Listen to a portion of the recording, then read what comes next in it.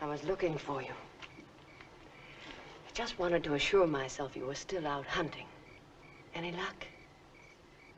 Sure. I found all that gold you were so worried about.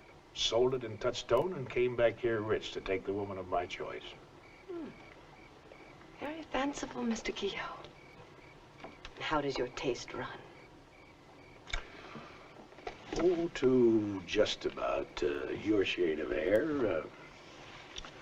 About so high and waist about like this. Then I've got a chance. Supposing your taste runs to the right kind of man. Well, I've had ample time to think about men. I'd say one about so high, shoulders about like this.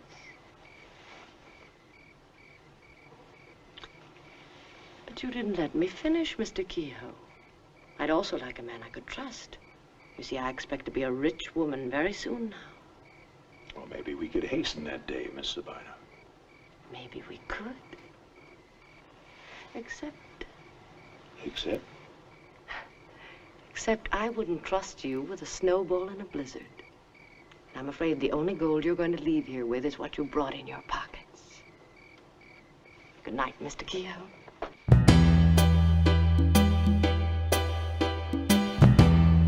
You got a thing about you.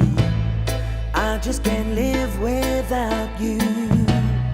I really want you, Eleanor, near me. Your looks intoxicate me, even though your folks hate me. There's no one like you, Eleanor, really.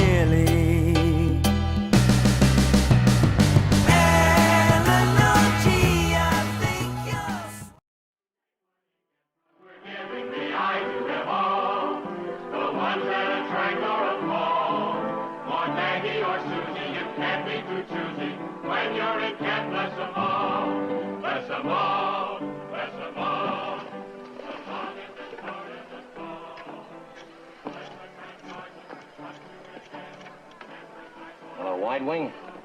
This is Major Brennan. I want to talk to General Layton. Yes, of course it's important. Well, then put somebody on who has the authority. Give me the duty officer. Hello, this is Matt Brennan, 28th Bomb Group.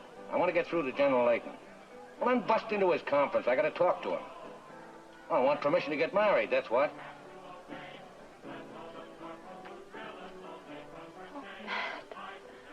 Okay, then I'll go to his quarters and get him out of that conference myself. Don't do it, Matt. For Troxell's sake. It was all right taking chances in England. That was war, you had to. But not now. Not just for money.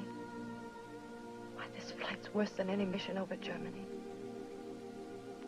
I remember those days, Matt.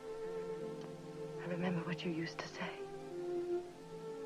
Anyone who got back from his first mission was on borrowed time.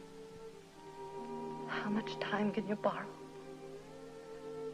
Go back in there, Matt. Tell him it's off. Tell him he can keep his money.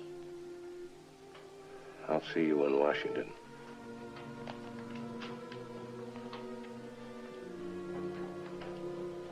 If I didn't have you, I wouldn't have anything.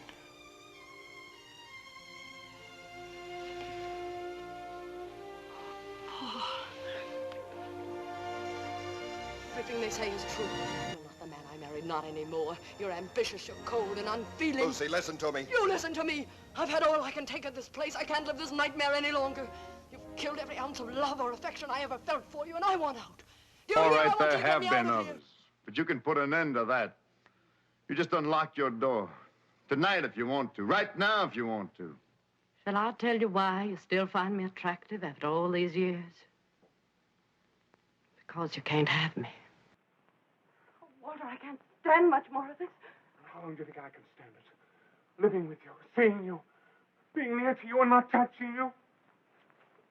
Oh, Walter, no. No, you can't love me and hate me at the same time. Oh, you can't make me love you by hating me. Oh.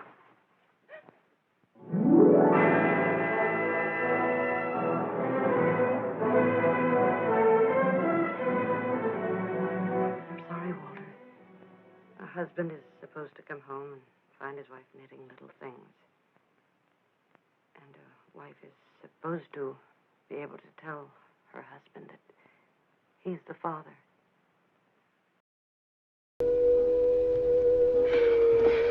Mr. Lorimer, I want you to know I think you're the crudest, most insulting and cynical man I have ever had. Don't get sore. I think you're lovely.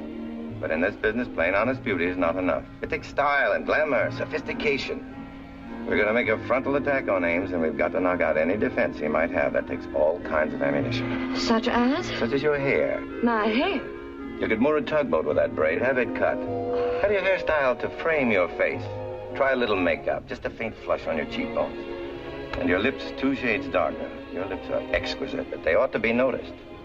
I also have some definite ideas about your clothes. A complete new outfit. Sure. I have all kinds of money for that. A chic ensemble. Something that looks expensive. Maybe a soft green wool. Nothing frilly. Should fit well, but not too tightly. And some high-heeled, tailored pumps. Sheerest nylons you can find. No jewelry, or very little. Just fill in what it takes. Are you selling me too? That is just a first impression.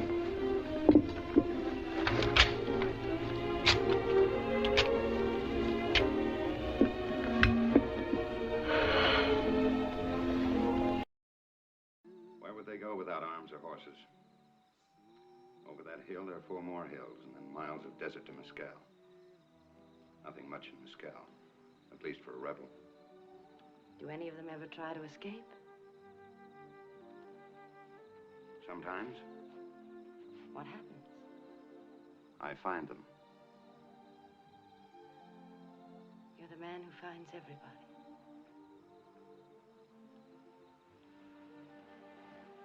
Well, I had to ask you if I could walk you home. Do I have to ask you to take me to the dance tomorrow night? Yes, I'd like to hear you ask me. Or perhaps I'm moving too fast. Perhaps you are, and perhaps you're not. I'll pick you up at 7. Fine. Oh, I should tell you, Captain. I can be a little trouble. I believe that. Then you look big enough to handle a little trouble. Good night. Good night.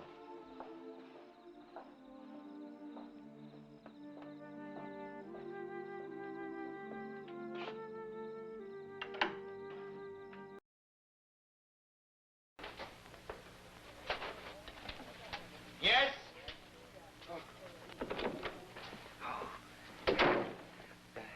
Yeah? Guido, how long have you been working for me? 5 years. I am good worker, no? Very loyal, always on time. And I worry about the hotel like it was my own. Why do you ask? I keep getting the feeling I have a silent partner. Oh, you make a joke. Yeah. Silent partner. It's funny. It's very funny. I thought you'd like it, yes. I have something even funnier to tell you. You have?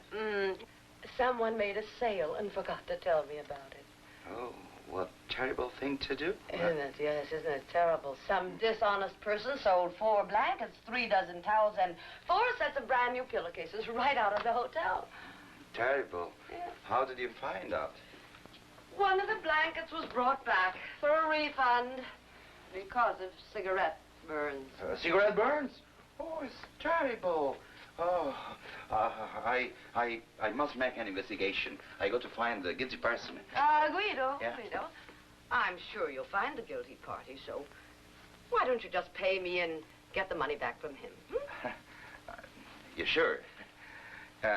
Okay. Someday Guido will have his own business, and the money will stay in his pocket. 1, 2, 3, 4. Okay? Grazie.